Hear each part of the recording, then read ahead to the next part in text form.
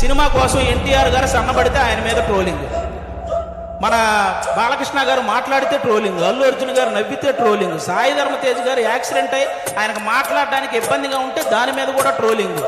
అరే మనం బయట దేశాలకు వెళ్తే జస్ట్ మనం బాహుబలి అంటే కానీ ఓ మీరు ఇండియనా అనే పరిస్థితి ఉండదు. అలాంటి ప్రభాస్ గారి లుక్స్ మీద ట్రోలింగ్, రామ్ చరణ్ గారు చికిరి చికిరి అనే సాంగ్ పక్క దేశాలలో కూడా రీల్ చేస్తున్నారు.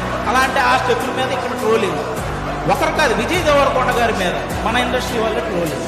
అంటే ఒక వ్యక్తికి అంత పిచ్చి ట్రోలింగ్, అంత మానసికంగా ఒక వ్యక్తిని పొందేయాల్సిన పనే ఉంది. ఒకటిగా మెగాస్టార్ చిరంజీవి గారి మీద డీప్ ఫేక్ ఏ వీడియోలు చేశారమ్మా, ఇంతకంటే దరిద్రం ఏమైనా ఉంటుందా?